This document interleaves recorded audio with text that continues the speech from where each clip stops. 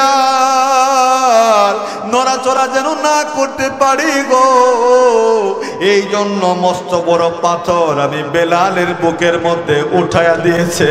ওগো আল্লাহ, দুনিয়ার কোনো মানুষ না জানলেও তুমি জানো আমাকে কত বিক্ষত করা হয়েছে। আমার দুইটা হাত দুইটা পা চতুর্দিকে বেঁধে রাখা হয়েছে, বুকের মধ্যে মস্ত বড় পাথর রাখা হয়েছে। এরপরেও জবানে তুমি আল্লাহর নাম ছাড়ি না, আহাদ আহাদ শব্দ ছাড়ি নাই গো মালিক। উমাইয়া যখন দেখলো এত কিছুর পরেও আমার জবানে তোমার নাম ছাড়ে না, তখন আমার জিহ্বাটা টান দিয়া বের কইরা লোহা গরম কইরা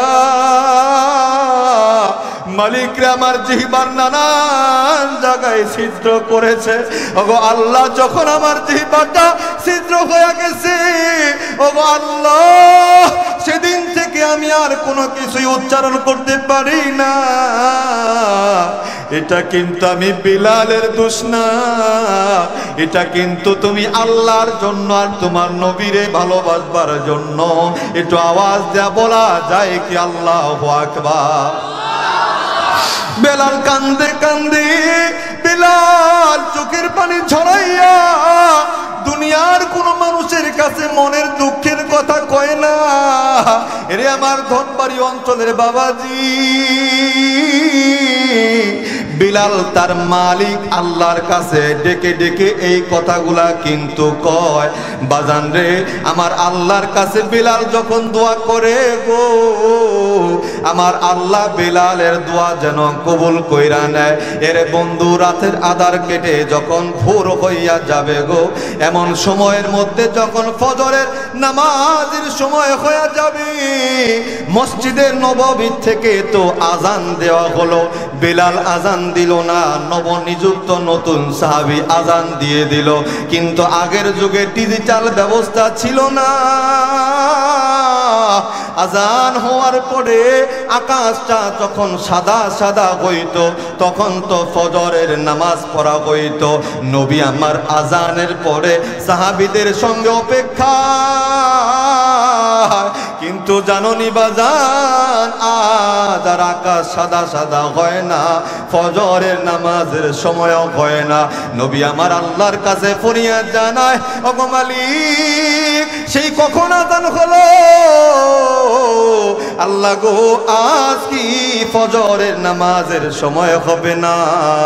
ওগো আল্লাহ, কেন গো ফজরের সময় হয় না? আমার আপনার রব আল্লাহ জিব্রাইলকে ডাক দেয়া কয়, রে জিব্রাইল,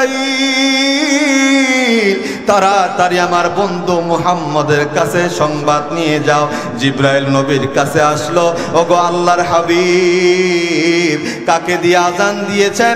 তার আজানের আওয়াজ আল্লাহর আরশ পর্যন্ত পৌঁছে না। ওগো নবীজি, যতক্ষণ পর্যন্ত আপনার প্রেমে পাগল বেলাল রে দিয়া আজান না দিবেন, ততক্ষণ পর্যন্ত ফজরের সময় হবে না। আল্লাহর কাছে এগুলা কোনো কিছুর বিবেচনা নাই। আল্লাহ মানুষকে, বান্দাকে মূল্যায়ন টাকার ভিত্তিতে করে না, ক্ষমতার ভিত্তিতে করে না, জমির ভিত্তিতে করে না, শিক্ষাগত যোগ্যতার ভিত্তিতে আল্লাহ পাক কোনো বান্দার মূল্যায়ন করে না। এবার জানতে চাই, আল্লাহর কাছেই জানতে চাই, মালিক, তবে তুমি মানুষের মূল্যায়নটা কি দিয়া করো? দুনিয়াতে তাহলে কোন মানুষটার দাম কত, এটা কিভাবে তুমি মূল্যায়ন করো? রব্বে কারীম কোরআন হাকিমের অন্য আয়াতের মধ্যে কত চমৎকার করে বলে দিয়েছেন, ইন্না আকরামাকুম ইনদাল্লাহি আতকাকুম। আমার আল্লাহ জানায় দেয়, বান্দারে, আমি আল্লাহর কাছে দুনিয়ার কোনো মানুষের অর্থনৈতিক কোনো বিবেচনা নয়, আমি আল্লাহর কাছে ক্ষমতা কোনো বিবেচনার বিষয় নয়, আমি আল্লাহর কাছে জমি জিরাত প্রতিপত্তির কোনো বিবেচনার বিষয় নয়, আমি আল্লাহর কাছে তার ডক্টরেট কিংবা তার শিক্ষাগত যোগ্যতার কোনো বিবেচনা নয়। আমি আল্লাহর কাছে বান্দার ভিতরে, বান্দার কলবে, বান্দার হৃদয়ে আমি আল্লাহর ভয় যার ভিতরে যত আছে, আমি আল্লাহ পাক রব্বুল আলামিন তাকে ততটা মূল্যায়ন করি। চিৎকার দিয়ে বলুন সুবহানাল্লাহ। আল্লাহ জানায় দিলেন, বান্দা শুনো, ইন্না আক্রামাকুম ইনদাল্লাহি আতকাকুম, আমি আল্লাহর কাছে বিবেচনার বিষয় হলো তোমাদের তাকওয়া। তার মানে হলো যেই বান্দার হৃদয়ে আল্লাহর ভয় যত, আল্লাহ রব্বুল আলামিনের কাছে ওই বান্দার দাম বেড়ে যায় তত। চিৎকার দিয়ে বলুন না সুবহানাল্লাহ। আমার ভাইয়েরা, ইরে আমার ধনবাড়ি অঞ্চলের বাবাজিরা, কথাটা কিন্তু খুব মনোযোগ দিয়ে বোঝা লাগবে। আল্লাহর কাছে টাকা কোনো ভ্যালু রাখে না, ক্ষমতা কোনো ভ্যালু রাখে না, শিক্ষাগত যোগ্যতা কোনো ভ্যালু রাখে না, দুনিয়ার মান ইজ্জতের কোনো ভ্যালু আল্লাহর কাছে রাখে না। আমার আল্লাহ কয় বান্দারে, তোমার শিক্ষাগত কোনো যোগ্যতা নাই, তোমার কাছে কোনো টাকা নাই, বাড়িতে তোমার বিল্ডিং নাই, কুড়ে ঘরে বসবাস করো, তোমার ক্ষমতা নাই, দিন মজুরির কাজ করে তুমি তোমার দিনটা কোন রকম ভাবে পার করো। আমার আল্লাহ জানায় দেয় বান্দারে, তুমি দিন মজুরের ভিতরে আমি আল্লাহর যদি তাকওয়াটা থাকে রে, আমি আল্লাহর ভয় যদি থাকে, দুনিয়ার মানুষের কাছে তোমার মূল্যায়ন না থাকলেও আমি আল্লাহর কাছে তোমার দামটা বেড়ে যায়। চিৎকার দিয়ে বলুন না সুবহানাল্লাহ। আমার ভাইয়েরা, জিনিসটা আমি আপনাদের কাছে, এই কথাটা আমি আপনাদের কাছে যদি স্পষ্ট করে সুন্দর করে যদি বুঝাতে চাই, আসুন বাবা একটু পিছনে আমাদেরকে ফিরে যেতে হবে। আজ থেকে প্রায় 1500 বছর আগে আমাদেরকে চলে যেতে হবে। আমি আপনাদেরকে এমন একজন মানুষের কথা আমি আপনাদেরকে শোনাবো বাবা, যেই মানুষটার বংশ মর্যাদা তেমন কোনো উন্নত ছিল না, যেই মানুষের বাড়িটা তেমন কোনো উন্নত ছিল না, যেই মানুষটা কোনো পৃথিবীর মানুষের কাছে কোনো দামি মানুষ ছিল না। লোকটা ছিল গোলাম, শুধু গোলাম না, গোলামের ঘরে গোলাম, তার মানে নিজেও গোলাম, বাবাও ছিল গোলাম, বাড়িতে তেমন কোনো জায়গা জমি কোনো কিছুই ছিল না।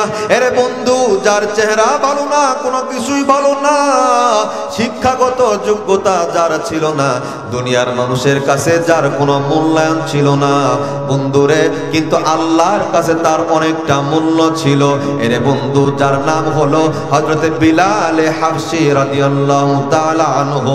এরে বাজান শোনো, শোনাতে চাই বিলালের জীবনী থেকে ছোট্ট ছোট্ট 3টা পয়েন্টের কথা শোনাতে চাই।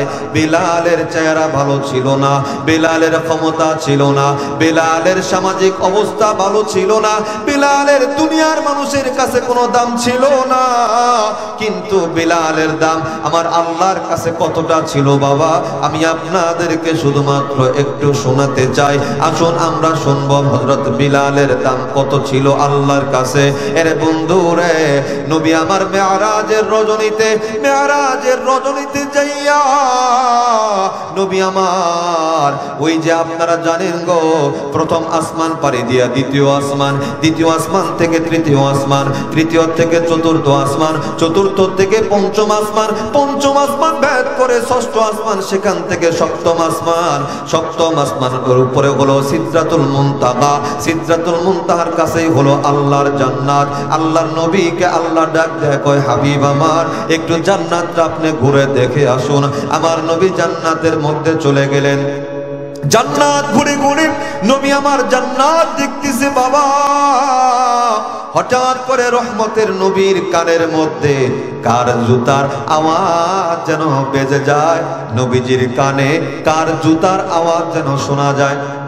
নবী আমার জিবরাইলকে ডাকলেন, রে জিবরাইল বলো না, আমার আগে কি জান্নাতে কেউ এসেছে নাকি, কার পায়ের জুতার আওয়াজ পাওয়া যায়? জিবরাইল ডাক দেয়, কয় গো হাবিবুল্লাহ, ও গো আল্লাহর হাবিব, আপনার আগে কেউ আল্লাহর জান্নাতে আসতে পারে নাই।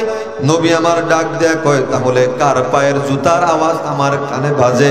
জিবরাইল ডাক দেয়া কয়, হাবিব, আপনার প্রেমে পাগল হইয়া বিলাল মক্কার অলিতে গলিতে হাঁটে, আর বিলালের পায়ের আওয়াজটা, পায়ের জুতার আওয়াজটা আল্লাহর জান্নাতের মধ্যে পাওয়া যায়। চিৎকার দেয়া বলুন না সুবহানাল্লাহ। বিলাল হাঁটে মক্কায়, নবী আমার বিলালের পায়ের জুতার আওয়াজ পেয়ে যায়, আল্লাহর জান্নাতে নবী আমার বিলালের পায়ের আওয়াজ পেয়ে যায় আল্লাহর জান্নাতে। এরে বন্ধু বলো না, এই যে বিলালের এত দাম, বিলাল হাঁটে দুনিয়ার জমিনের একটা জায়গায়, বিলালের পায়ের ফরমের আওয়াজ শোনা যায় আল্লাহর জান্নাতে। এই যে বিলালের এত দাম, এইটা কি বিলালের চেহারার জন্য নাকি বাবা? না গো না, বিলালের চেহারা তো ভালো ছিল না। এটা কি বিলালের বংশমর্যাদার জন্য নাকি বন্ধু? না গো না, বিলালের বংশমর্যাদা তেমন ভালো ছিল না। এটা কি বিলালের সামাজিক অবস্থার কারণে না? না গো বন্ধু না, বিলালের সামাজিক অবস্থাও তেমন ভালো ছিল না। তবে বিলালের এত দাম কেন? বলে বিলালের কলবে, বিলালের হৃদয়ে আল্লাহর ভয় ছিল। এই জন্য দুনিয়ার মানুষের কাছে বিলালের দাম না থাকলেও আমার আল্লাহর কাছে বিলালের দাম বেড়ে গিয়েছিল। আওয়াজ দিয়ে বলেন আল্লাহু আকবার। আরে বন্ধু শোনো, আর একটা তথ্য দিয়ে যাব, বিলালের কত দাম। আমার আপনার নবী হাবিবে কিবরিয়া মুহাম্মাদুর রাসূলুল্লাহ, প্রাণের নবী, ধ্যানের ছবি, মায়ের নবী মুহাম্মদ সাল্লাল্লাহু আলাইহি ওয়াসাল্লাম কথা প্রসঙ্গে সাহাবীদেরকে বললেন, রে সাহাবীরা শোনো, আমি মুহাম্মাদুর রাসূলুল্লাহ আল্লাহর জান্নাতে যাবার আগে আদম নবী জান্নাতে যাইতে পারবে না, ইদ্রিস নবী জান্নাতে যাইতে পারবে না, নূহ নবী জান্নাতে যাইতে পারবে না, হুদ নবী জান্নাতে যাইতে পারবে না, সুলাইমান নবী জান্নাতে যাইতে পারবে না, আইয়ুব নবী জান্নাতে যাইতে পারবে না, ইয়াকুব নবী জান্নাতে যাইতে পারবে না, ইউসুফ নবী জান্নাতে যাইতে পারবে না, মূসা নবী জান্নাতে যাইতে পারবে না, ইব্রাহিম খলিলুল্লাহ জান্নাতে যাইতে পারবে না, ইসমাইল জাবিহুল্লাহ আমার আগে জান্নাতে যাইতে পারবে না, ঈসা রূহুল্লাহ আমার আগে জান্নাতে যাইতে পারবে না। দুনিয়ার কোন মানুষ আমি রহমতের নবী মুহাম্মাদুর রাসূলুল্লাহর আগে আল্লাহর জান্নাতে যাইতে পারবে না। সাহাবীরা জিজ্ঞাসা, ওগো নবীজি আপনার আগে তাহলে কি কেউ জান্নাতে যাবে না? নবী আমার কয়, সাহাবীরা শোনো, কোন নবী আমার আগে জান্নাতে যাবে না, দুনিয়ার কোন মানুষ আমার আগে জান্নাতে যাবে না। তবে আমি নবীর আগে একজন মানুষ কেবলমাত্র জান্নাতে চলে যাবে। সাহাবীরা পাগলের মতো হইয়া যায়, ওগো নবীজি আর আমরা সহ্য করতে পারি না, নবী গো জানায়া দেন, ওগো নবী কোন নবী আপনার আগে জান্নাতে যাবে না। একজন মানুষ সে কে গো, যেই মানুষটা আপনার আগে জান্নাতে যাবে। নবী গো মন মানে না, একটু জলদি করে আমাদেরকে জানায়া দেন। এরে বন্ধু আমাদেরকেও বড় শুনতে মন চায়। আদম নবী থেকে ঈসা নবী পর্যন্ত একজন নবীও আমার নবীর আগে জান্নাতে যাবে না। তবে একজন মানুষ নবী বলেছেন নবীর আগেও জান্নাতে যাবে। কোন সে মানুষ, তার কথা বড় জানতে মনে চায়। এরে বন্ধু দিলের কানটা লাগায়া শোনো। সাহাবীরা যেই মাত্র জিজ্ঞেস করলেন, নবী গো সহ্য করতে পারি না, দেরি করবেন না, বলুন না বলুন না, কোন নবী যখন আপনার আগে জান্নাতে যাবে না, পরক্ষণেই বললেন একজন মানুষ আপনার আগে জান্নাতে যাবে। ওগো নবী বলুন না সেই মানুষটার নাম কি, তার পরিচয়টা কি আমাদেরকে বলুন। এরে ধনবাড়ি অঞ্চলের বাবাজিরা শোনো, আমার নবী ডাক দেয়া বললেন, সাহাবীরা রে আমি রহমতের নবীর আগে কেউ জান্নাতে যাবে না। তবে শোনো গো, একজন কেবলমাত্র জান্নাতে যাবে, সে আর কেউ না, আমার আল্লাহ আমাকে জান্নাতে প্রবেশ করার জন্য একটা সোয়ারি দিবে রে। আমি রহমতের নবী সোয়ারির উপরে সোয়ার হইয়া আল্লাহর জান্নাতের দিকে যাইতে থাকবো। আমার সোয়ারির লাগাম ধরে ধরে আমি রহমতের নবীর আগে জান্নাতের মধ্যে আমার প্রেমে পাগল বিলাল আমার আগে আগে আল্লাহর জান্নাতে প্রবেশ করবে। একটু আওয়াজ দেয়া বলেন না আল্লাহু আকবার, আর আওয়াজ দেয়া বলেন না আল্লাহু আকবার। আরে বন্ধু শোনো, বিলালের জুতার আওয়াজ কিন্তু জান্নাতে পাওয়া যায়। নবী বলেছেন আমি নবীর আগে কেউ জান্নাতে যাবে না।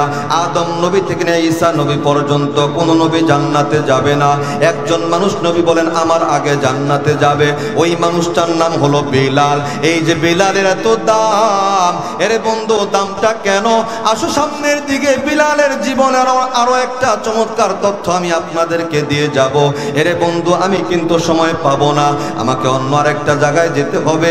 একটু তাড়াহুড়া করে আরেকটা তথ্য আমি আপনাদেরকে দিয়ে যাই বাজার।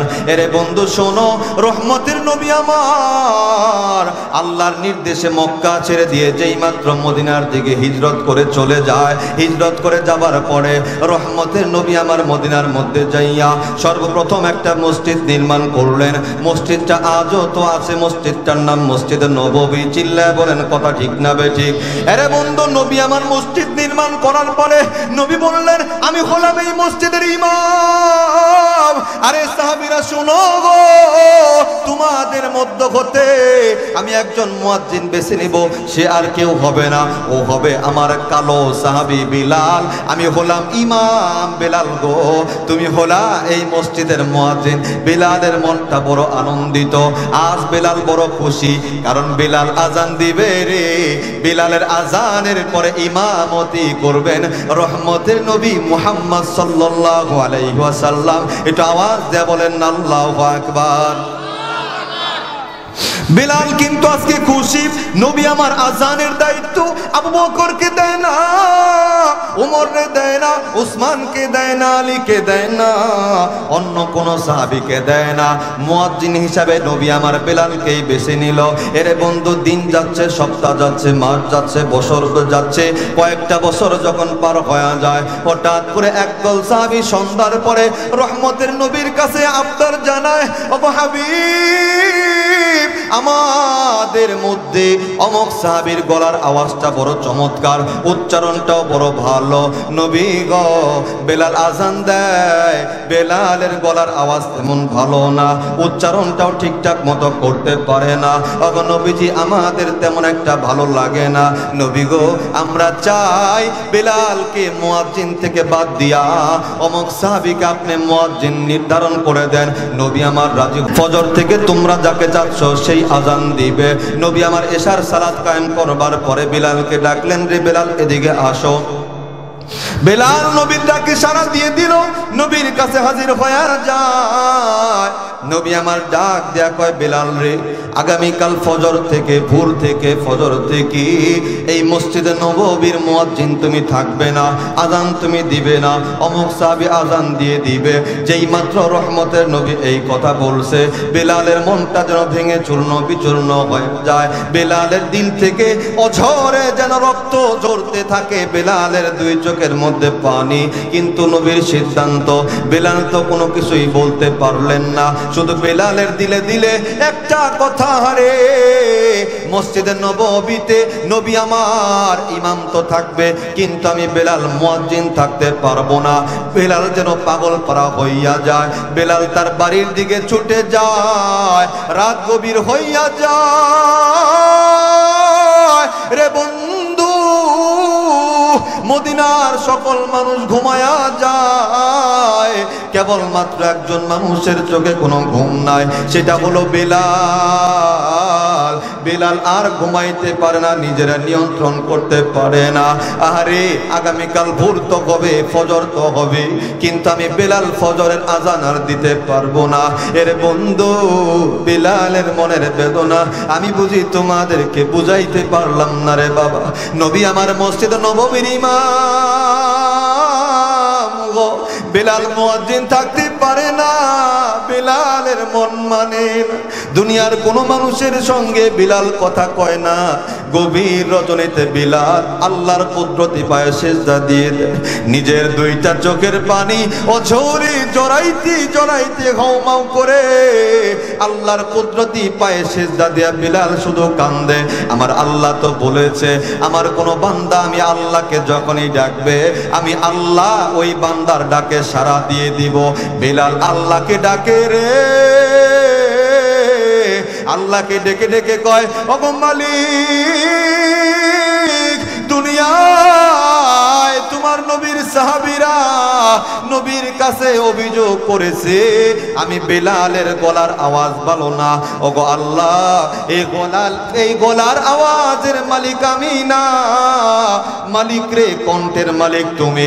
আমি বেলাল রে যেমন কণ্ঠ দিয়েছ, আমি তেমনই তো কণ্ঠের মালিক, আমার কিন্তু এর বাইরে কণ্ঠ দেওয়ার কোনো ক্ষমতা নাই।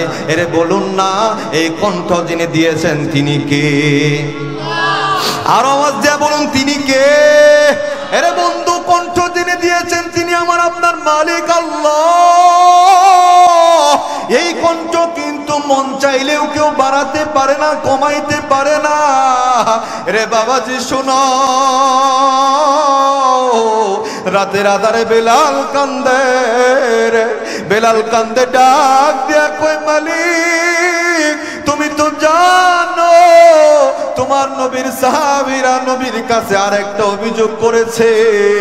মালিক রে, আমি বেলাল ঠিক মতো উচ্চারণ করতে পারি না, কোনো শব্দ স্পষ্ট করে বলতে পারি না।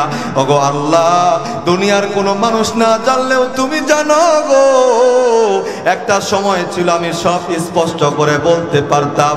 ওগো মালিক, আমি তো গোলাম। আমার মনিব ছিল উমাইয়া, বড় মুশরিক মানুষ ছিল, বড় খারাপ মানুষ ছিল। ওগো আল্লাহ, তুমি আল্লাহর উপরে ঈমান আনবার কারণে, তোমার নবীর জীবনের চাইতে ভালোবাসবার কারণে আমি বেলালের উপরে কত নির্যাতন, কত অত্যাচার করেছে। মালিক রে, সকল অত্যাচার সহ্য করেছি, কিন্তু তুমি আল্লাহরে সারি নাই, তোমার নবীরে সারি নাই, তোমারে সারি নাই, তোমার নবীরে সারি নাই। ওগো আল্লাহ, চাবুকের আঘাত করি মালিক রে, আমার পিঠটা ঝাঁঝরা করে দিয়েছে, রক্তে গোটা দেহটা রঞ্জিত করে দিয়েছে, কত বিক্ষত করে দিয়েছে। এরপরেও তুমি আল্লাহরে সারি নাই, তোমার হাবিবরে সারি নাই। উমাইয়া বড় খারাপ মানুষ ছিল। আমারে ঠিক দুপুর বেলায় উত্তপ্ত মরুভূমির বালুর মধ্যে লইয়া আমার ক্ষত বিক্ষত দেহটা তারা বালুর সঙ্গে মিশায়া শোয়া দিয়েছে। ওগো আল্লাহ, এক একটা বালুর কণা এক একটা বিষাক্ত হইয়া আমার দেহের মধ্যে লেগে গেছে মালিক। এরপরে আমার সমস্ত নির্যাতন সহ্য করেছি মালিক, তুমি আল্লাহরে কিন্তু আমি বেলাল সারি নাই। দুইটা হাত দুই দিকে আমাকে টানিয়ে বেঁধে ফেলা হয়েছে, দুইটা পা ছড়াইয়া দুই দিকে বেঁধে ফেলা হয়েছে। আমি বেলাল নড়াচড়া যেন না করতে পারি গো, এই জন্য মস্ত বড় পাথর আমি বেলালের বুকের মধ্যে উঠাইয়া দিয়েছে। ওগো আল্লাহ, দুনিয়ার কোনো মানুষ না জানলেও তুমি জানো আমাকে কত বিক্ষত করা হয়েছে। আমার দুইটা হাত দুইটা পা চতুর্দিকে বেঁধে রাখা হয়েছে, বুকের মধ্যে মস্ত বড় পাথর রাখা হয়েছে। এরপরেও জবানে তুমি আল্লাহর নাম সারি নাই, আহাদ আহাদ শব্দ সারি নাই গো মালিক। উমাইয়া যখন দেখলো এত কিছুর পরেও আমার জবানে তোমার নাম ছাড়ে না, তখন আমার জিহ্বাটা টান দিয়া বের কইরা লোহা গরম কইরা মালিক রে আমার জিহ্বার নানান জায়গায় ছিদ্র করেছে। ওগো আল্লাহ, যখন আমার জিহ্বাটা ছিদ্র হয়ে গেছে, ওগো আল্লাহ, সেদিন থেকে আমি আর কোনো কিছুই উচ্চারণ করতে পারি না। এটা কিন্তু আমি বিলালের দোষ না, এটা কিন্তু তুমি আল্লাহর জন্য আর তোমার নবীরে ভালোবাসবার জন্য। একটু আওয়াজ দেয়া বলা যায় কি আল্লাহু আকবার? বেলাল কান্দে কান্দে, বেলাল চোখের পানি ছড়াইয়া দুনিয়ার কোন মানুষের কাছে মনের দুঃখের কথা কয় না। এরে আমার ধনবাড়ি অঞ্চলের বাবাজি, বিলাল তার মালিক আল্লাহর কাছে ডেকে ডেকে এই কথাগুলা কিন্তু কয়। বাজান রে, আমার আল্লাহর কাছে বিলাল যখন দোয়া করে গো, আমার আল্লাহ বিলালের দোয়া যেন কবুল কইরা নেয়। এরে বন্ধু, রাতের আধার কেটে যখন ভোর হইয়া যাবে গো, এমন সময়ের মধ্যে যখন ফজরের নামাজের সময় হয়ে যাবে, মসজিদের নববী থেকে তো আজান দেওয়া হলো, বিলাল আজান দিল না, নবনিযুক্ত নতুন সাহাবী আজান দিয়ে দিল। কিন্তু আগের যুগে ডিজিটাল ব্যবস্থা ছিল না, আজান হওয়ার পরে আকাশটা যখন সাদা সাদা হইতো তখন তো ফজরের নামাজ পড়া হইতো। নবী আমার আজানের পরে সাহাবীদের সঙ্গে অপেক্ষা, কিন্তু জাননি বাজান আজ আর আকাশ সাদা সাদা হয় না, ফজরের নামাজের সময়ও হয় না। নবী আমার আল্লাহর কাছে ফরিয়াদ জানায়, ওগো মালিক সেই কখন আজান হলো, আল্লাহ গো আজ কি ফজরের নামাজের সময় হবে না? ওগো আল্লাহ কেন গো ফজরের সময় হয় না? আমার আপনার রব আল্লাহ জিবরাইলকে ডাক দেয়া কয়, রে জিবরাইল তাড়াতাড়ি আমার বন্ধু মুহাম্মদের কাছে সংবাদ নিয়ে যাও। জিবরাইল নবীর কাছে আসলো, ওগো আল্লাহর হাবিব কাকে দিয়ে আজান দিয়েছেন? তার আজানের আওয়াজ আল্লাহর আরশ পর্যন্ত পৌঁছে না। ওগো নবীজি যতক্ষণ পর্যন্ত আপনার প্রেমে পাগল বেলাল রে দিয়া আজান না দিবেন ততক্ষণ পর্যন্ত ফজরের সময় হবে না। আল্লাহু আকবার। ততক্ষণ পর্যন্ত ফজরের সময় হবে না। ওগো নবীজি দেরি না করে বেলাল রে দিয়া আজান দিবেন। নবী আমার খুশি হইয়া যায়, আইরে বেলাল আজান না দিলে আল্লাহ ফজর করবে না, ফজর করবে না। এরে বন্ধু বলো না, বলতেছিলাম যেই কথা জানতে চাই, বলো বলো বেলাল আজান না দিলে ফজর হয় না। বেলালের জুতার আওয়াজ আল্লাহর জান্নাতে পাওয়া যায়। সকল মানুষের আগে বেলাল আল্লাহর জান্নাতে ঢুকে যায়। এরে বন্ধু বলো না, এই যে বেলালের এত দাম, এটা কি বেলালের চেহারার জন্য না গো বাবা? না, এটা বেলালের চেহারার জন্য না, বেলালের ক্ষমতার জন্য না, এটা বেলালের পারিবারিক অবস্থার জন্য না, বেলালের শিক্ষাগত যোগ্যতার জন্য না। বেলাল তো গোলাম ছিল, গোলামের ঘরে গোলাম ছিল। বেলাল অত্যন্ত কালো ছিল, কিন্তু বাদান রে ওই যে আমার আল্লাহ বলেছে, ইন্না আকরামাকুম ইনদাল্লাহি আতকাকুম। আল্লাহ যে বলেছে বান্দা আমি কিন্তু টাকা দেখব না, ধন দৌলত দেখব না, চেহারা কার কত ভালো দেখব না, কার কত ক্ষমতা আমি আল্লাহ দেখব না। বান্দারে আমি দেখব তোমার দিলে আমি আল্লাহর তাকওয়া দেখব। এরে বাজান বেলালের হৃদয়ে আল্লাহর তাকওয়া ছিল, আল্লাহর ভয় ছিল। দুনিয়ার মানুষের কাছে বেলালের দাম না থাকলেও এজন্য আমার আল্লাহর কাছে বেলালের দাম ছিল। এটা আওয়াজ দিয়া চিল্লা বলেন না কথা ঠিক না বেঠিক? আরো আওয়াজ দিয়ে বলেন ঠিক না বেঠিক? এই জন্য বন্ধু অন্য কোনো জিনিস আল্লাহর কাছে বিবেচ্য নয়। আমার ক্ষমতা, আমার টাকা, আমার অর্থনৈতিক অবস্থান কোনো কিছুই আল্লাহর কাছে বিবেচ্য নয়। আমি যেই হই না কেন আমার হৃদয়ে যদি আল্লাহর ভয় আমি নিয়ে আসতে পারি, দুনিয়ার মানুষ আমাকে দাম না দিলেও আমাকে দাম যিনি দিবেন তিনি আমার রব আল্লাহ। চিৎকার দিয়ে বলুন কথা ঠিক না বেঠিক? এজন্য বন্ধু আর আমি আমার আলোচনা সামনের দিকে নিতে পারলাম না, আমাকে খুব তাড়াতাড়ি করে একটি জায়গায় আর একটি প্রোগ্রামের দিকে যেতে হয়।